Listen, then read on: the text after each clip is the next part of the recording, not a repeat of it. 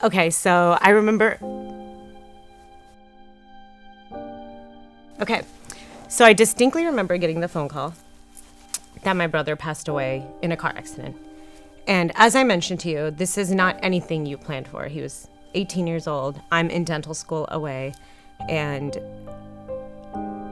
when you get that type of news in your life, it's forget not planning for it. It's not comprehensible. It's not something that you imagine would happen in your life.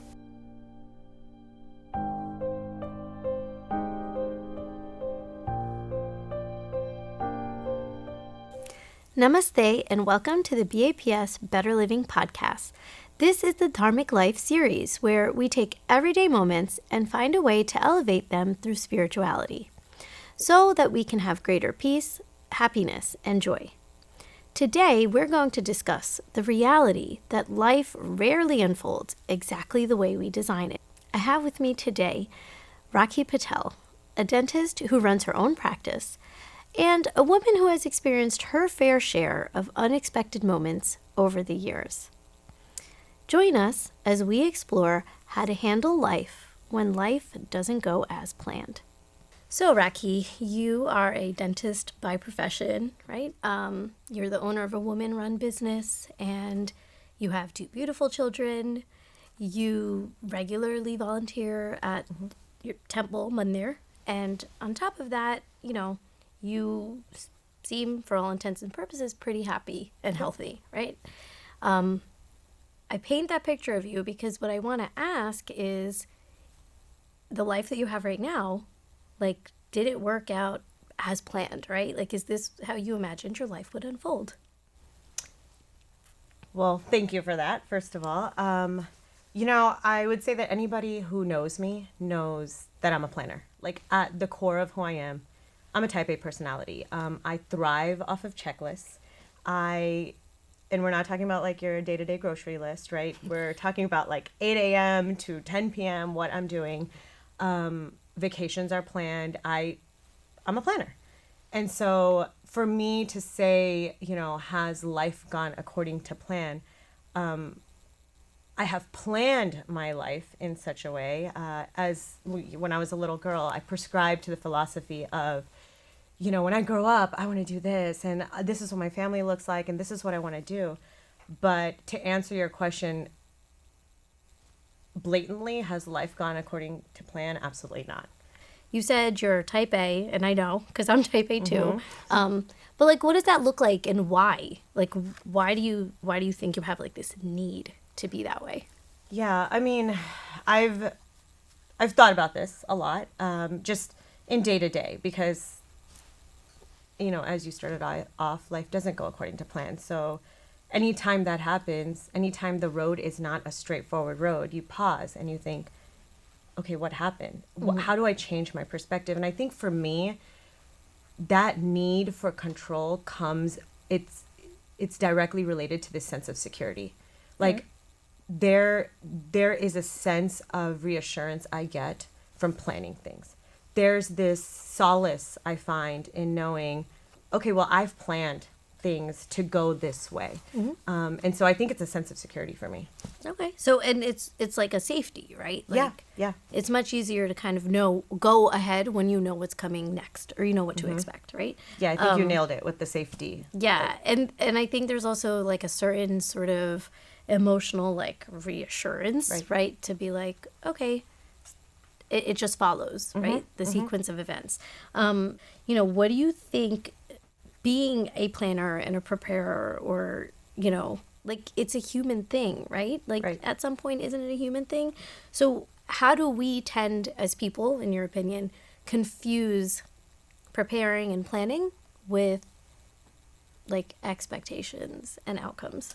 Yeah, I think, Palak, when you plan, you become really invested in this plan, right? When you plan for something, the more you plan for something, the more almost attached to the outcome you become.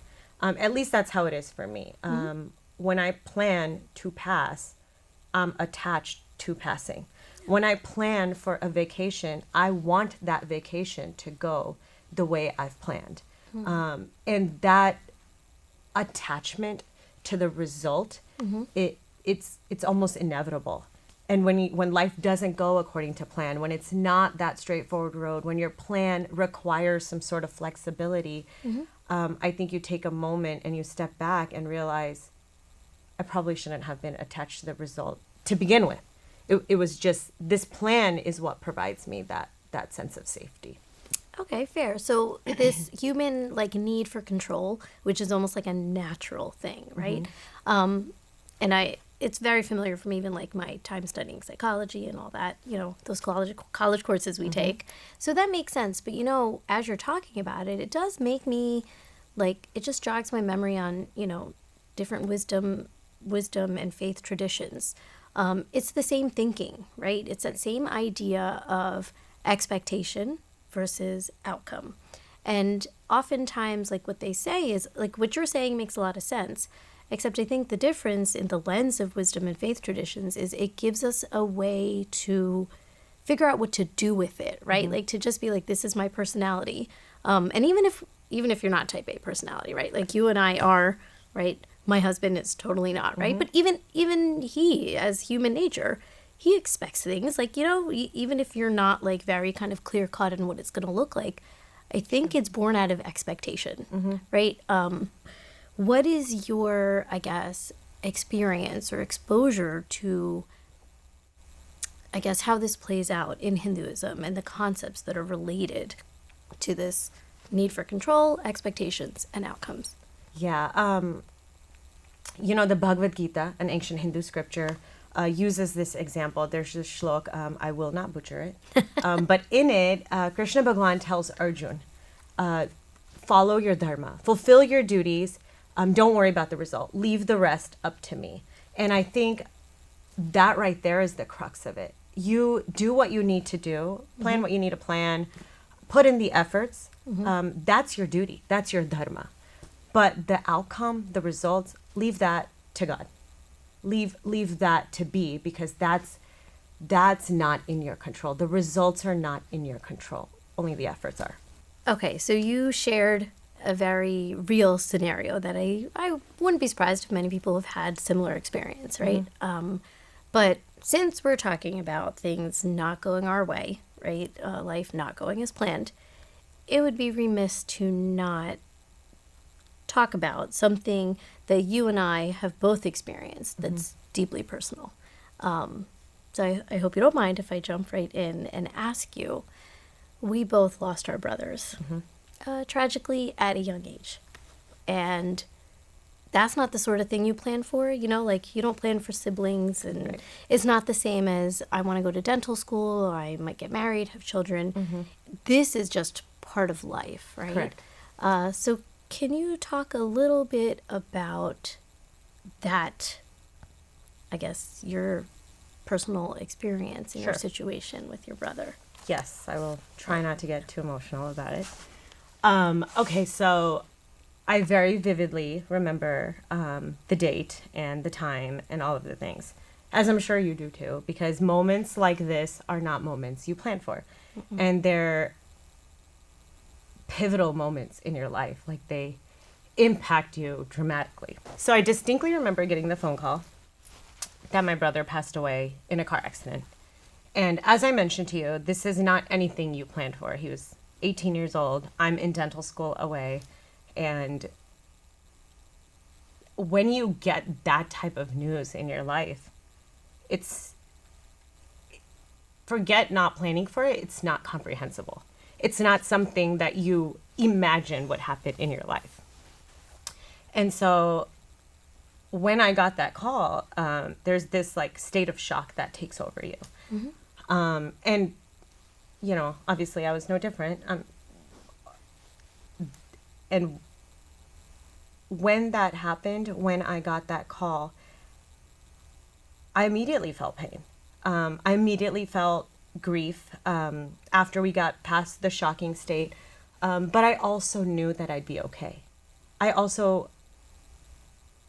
Even right now, we're almost 20 years later and I'm talking to you about it, and you can clearly see the emotions or clearly see me shaking, because you still feel you still feel, right? You still feel. But because of my faith, because of the things that we grew up with, because of the philosophy that we prescribe to, and we can get into that, I knew I'd be okay. I knew I wasn't going to go through this journey alone. And I think that's important to know, that our faith, or my faith, gave me a lot of strength in that moment. But my question to you is, did you have that understanding right away? Is that something that you felt and you realized right away? Or, was that your survival mode? Was that your initial reaction? Yeah, I mean, I'm human, just like Really? you. And I don't think that you immediately feel positive right away. No, I did not feel that. I felt pain, if we're being totally raw. You're talking about my brother, right? Like someone I'm very close to, your brother, someone you're very close to. You plan life, going through life 20 years from today with your sister and brother, very much part of your life. I wanted my children to very much meet my brother, right? So that's there. When I say it was incomprehensible, there was no will my siblings be in my life or not. It was, Of course, they will. right. It was inevitable. Yeah. So when I got that news, when I got that, he got in a car accident and he passed away, I felt the pain. I felt the emptiness, if you will. And you said you were away at dental school, right? Yeah, I lived in Arizona. So you were alone at that time. I even was harder. physically alone. Physically, but like that's even harder, right? Because like you're processing this and you're pretty much propping yourself up. Right. And I think on the receiving end of that type of news, you're not strong enough to prop yourself up. You're just not. So then what gave you that strength? I mean, I know you talked a little bit about kind of like the philosophy we prescribe to and what we've grown up with and faith, but quite honestly, in these types of situations, it's one of those things that make or break you, right? So how would you say, or how do you think in that moment or at that time, being quite a distance away from people who would normally console you, how did your faith or your upbringing give you that strength? I don't think faith necessarily makes this like tragic situation this positive thing. I think faith is what gives you the strength to carry on. I think our faith is what allows us to become more resilient when it comes to things like this, knowing that everything happens due to the will of God. Yeah, that makes sense. And I had a similar feeling when my brother passed. I was working in New York, and similarly, you get that phone call, and immediately it's a little bit of shock, disbelief, like, did I hear this correctly, right? Is it true? Is it true? And I will never forget, coming from New York, going back to New Jersey, arriving at the hospital and the community that showed up. There's something to be said for being able to go through it with others, which is where my experience and your experience differ drastically, right? And, that helps. It helps whenever there's something painful going on to, not physically be alone. But interestingly enough, on that day and in the days that to come, as many people that filled the room, who love you and support you, you still feel alone. For me, we were fortunate that our guru at the time, Brahmakuswami Maharaj, he was actually on like a spiritual tour, and he was here right in New Jersey. And so, he had told my father, you come meet with me, talk with me, and, bring your son-in-law and bring your relatives so that, I can help you get through this. And that's when you know you're not alone, right? So, the other thing that I actually want to ask you about this is, how did you maintain that balance? Like that balance between having your emotions about it, because like it's a deeply emotional thing, and functioning and figuring out how to take the next step, like on a day-to-day basis. You know what I mean? Yeah. When you experience tragedy, it doesn't just take a life, it takes a version of your life. And you have to learn how to deal with this new version of life. So how do I get past that? And for me personally, that wouldn't have been possible without this deeply rooted belief in the fact that everything happens for a reason, and that reason or that is due to the will of God. If I didn't have that as a fundamental core belief, I don't know that I would be standing. I don't know that I would be able to even have this conversation with you, as emotional as it is, because when you believe that to the core of who you are, you know that you're not going to go through this new version of life alone. You know that there's always going to be someone there standing, rooting for you, comforting you, and that is for us God and Guru. When you have children who understand that, okay, mommy had a brother, he is no longer with us, we do everything in our power to make sure that his best qualities are lived on, right? And so in the Swaminarayan faith, there's this concept, hu atma chu, hu de nathi. And Atma being the soul. Atma right? is the soul. The soul is eternal, and it carries on in its journey. We're not this body. And so that love, it doesn't disappear. It just takes on a different form. And that's important to note, because we're able to imbibe the best qualities of him today in our day-to-day, so that, and this is just like a small example of that on this trip, but when you say, how do we kind of take it down to the day-to-day, in this huge example, right? Like in this massive pivotal moment in my life, where life just throws this curveball at you and you're forced to pivot,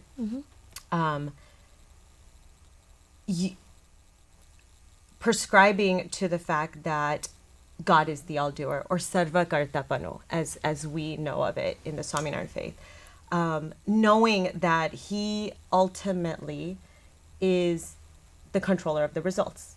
The efforts are the only thing in our hand. And whether that means going to the grocery store because you're looking for X cheese because that's what you're going to make for dinner and it's no longer there, or you're studying really hard for an exam and you didn't get the results you wanted to get, what is the lesson of growth? What exactly is going to make us resilient from that? And how do we grow from that? Because ultimately, if in the curveball of life, or if in whatever life throws at you, you don't grow, then did that lesson teach you anything? Like, it's almost, what was the purpose? Then it is true failure, because Yeah. there was no growth that came out of it. Failure is only True. a failure without growth, right? And so learn something from it, because it is inevitable. Life will throw curveballs at you, and I hope they're not in the form of a tragic death. Yeah. But death is also inevitable, right? And so what is the learning? What is the lesson to be learned? And how do you come out stronger? How do you come out really standing on your two feet? And are you prepared for the next thing? Because you won't go through it alone. Yeah. Like, that is 100% sure, right? Somebody's by your side. Absolutely. And what's playing in my mind as you're talking about this is what you just said, like in the very beginning just now, that concept of like the Atma, the soul, right? And like the body is temporary and you're just kind of cycling through this life. And it just made me think of, in Hinduism, we talk about how like nothing is permanent, right? change, we've heard the only constant in life is change, right? But nothing is permanent. The relationships we have, they're constantly changing. Our bodies are constantly changing. Our circumstances are constantly changing. And so I guess the only constant that we actually have is that we can't worry about what's coming next, and we just have to expect the unexpected. Mm-hmm. And, you're talking about sarva kartapanu, everything being at God's will. I think it's important to point out that that's not just the negative things in life. We almost see it more when things don't go our way, but like, how often do we really see it when things worked out just fine? God is compassionate. Absolutely. Right, like there's no desire to inflict pain on us. I mean, there are countless scenarios, countless stories of the infinite love he has for us, right? And so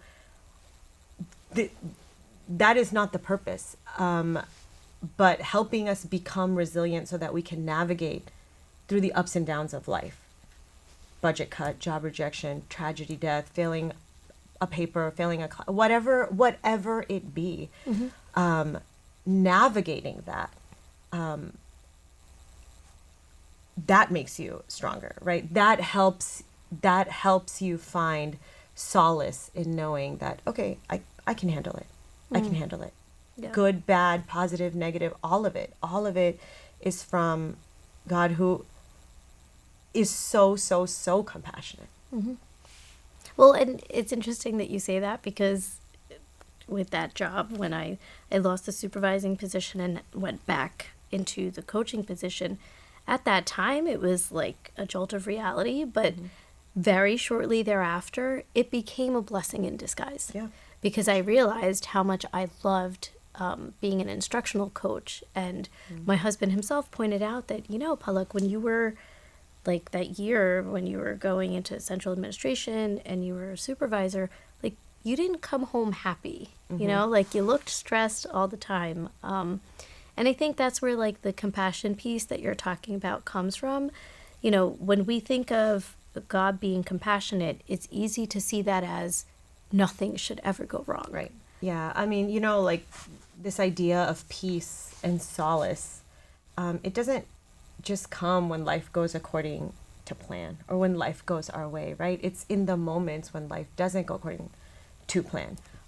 Even getting the shocking phone call that your brother, who you just spoke to, right? Yeah. Like, you just spoke to him the day before. What are you talking about that he's no longer here? Getting those type of phone calls while you feel pain, while you feel this feeling of emptiness, there's also a sense of solace in knowing I'm going to make it. Yeah. Like, I'm going to be okay. And for a fact, I felt that. Like, and you did too, because we've talked about it. And we talk about it all the time. Correct. And that wasn't like an internal thing, right? Like, that wasn't because I was this like strong person or I didn't have the bond with my brother. It's because I knew I wasn't alone. Yeah. It's because we knew that everything that did happen was due to God's will. So, being a mother, me being a mother as well, we're talking about all these things, and we have, I guess you can say, a little bit of life experience. Just a little. But how do you pass this idea and these concepts of life is constantly changing, God is the all-doer, and things good and bad happen at God's will, and like, just have faith, and your faith will give you strength. How do you pass that on? Either if it's your children or if you're talking to, I know you have a few nieces and nephews that are in college, right? So like, they're not going through heavy things in life, but to them it's heavy. Right. So how do you share that, like what you've learned? How do you share that with others? A lot of times, if I'm feeling emotion, or if it's, let's say, my brother's birthday, or if it's, his anniversary of the day he went to Akshardham, we'll vocally talk, we'll verbalize the way we're feeling. We'll talk about his characteristics, just so the kids, my boys, understand that I'm human too. I feel these emotions. And so to talk about our emotions, because I didn't grow up like that, is really important. And so I do make it a point to ensure that happens in our house, or even our extended family, whether it's my nieces or my nephews or my own children, and even with my husband. Like we'll talk about the way I'm feeling or the way he's feeling, and I think there's a sense of understanding that comes with vocalizing things, and that's important, in addition to the way we're living life. I mean, you started off saying, like, for all intents and purposes, you have everything figured out. And I'm just figuring it out, just like the rest of the folks, right? Yeah. And so, but communicating about your emotions and what you're feeling. Are you overwhelmed? Did my checklist get too long? Are there a lot of things going on? Talking those things out, just in doing so, just the activity, the idea of doing it, you almost by default realize I'm not alone. And it's not my husband that's with me. It's not my children that's with me. It's God that's with me, because throughout every phase of my life, whether I was 5 or I am where I'm at today, the one constant has been God. Yes, absolutely. Right? He's never stopped letting go of my hand. So why do I all of a sudden, why would he today? And that's the relationship that hasn't changed, right? Like, so many of our relationships change because people change. Right.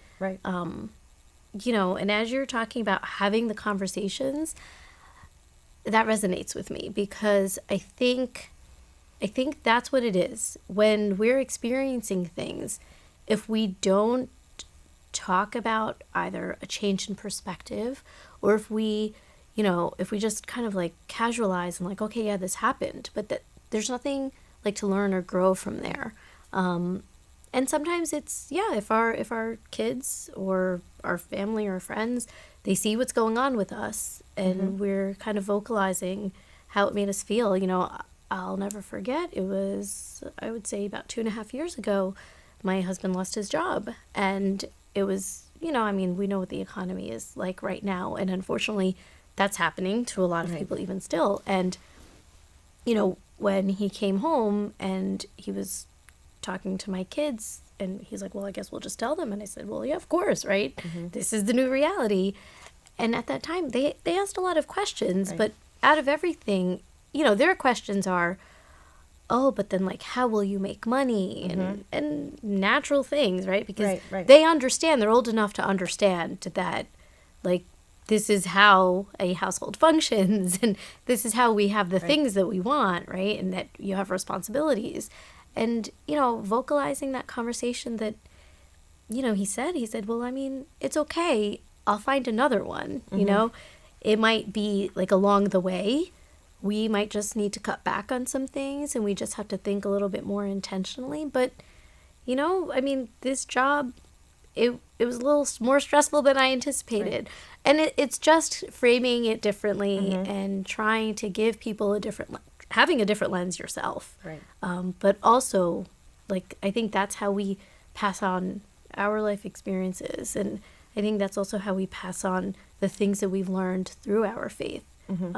Because that's a lot of times, like, what our guru talks about, right? That, you know, like, just change the perspective and see not the positive in everything, but don't get bogged down in like the negativity. Don't get overwhelmed by that, because it's all temporary. So I know we've kind of talked about a lot of things today. Starting out with your perfect life, which apparently is just as imperfect as the rest of ours. But I did want to just, I guess, bring back some practical things that you and I can sort of walk away with from our conversation. And I would say the things that I'm hearing, or what I took from what you've shared, is, like, first of all, it's in our nature to want to figure out what's next and control as much of our life as we can, Right. which is okay. But with that, don't get attached to a certain expectation or a result or an outcome. Correct. Another thing that you kind of shared that kind of resonated with me is that don't get overwhelmed in the moment, right? Like, you have to pause and take things as they come, because it is easy to get overwhelmed, but you have to choose. It's really a choice, actually. It is. You have to choose if you want something to control you, or if you want to have a little bit more control over yourself. Absolutely. And in whatever happens in life, we are not alone. If you're in a room full of people, or if you're literally by yourself, we're not alone, and we don't need to carry our burdens alone either. Because if just by a little bit of faith, and constantly revisiting and strengthening that faith, it makes it easier to figure out how to move on and learn from whatever experiences that we have. Yeah, absolutely. I mean, if you could take away anything from our conversation today, it is that change is inevitable, that life will throw curveballs at you. Those curveballs will come in different shapes and sizes at different speeds. But with each curveball, you can strengthen your faith in God, understand a little bit more that He's guiding you, that He's protecting you, then you will come out tenfold better than you were before the incident. Absolutely. And these things make you stronger. Absolutely. Thank you very much. I know this was something that you and I have sort of dabbled on, just informally, but, to see kind of how it brings you to who you are today and, shapes who I am today, I think is the most valuable lesson, that even when life doesn't go as planned, it might not be the life that we imagined, but in the end, it's still going to be a good life. Absolutely. It was a humbling experience. So thanks. Life not going as planned is not proof that life is ruined. Sometimes it is where depth, surrender, compassion, and real faith actually begin. We may not always get the life we imagined, but through effort, faith, and God's grace, we can still become who we were meant to be and still have a pretty good life.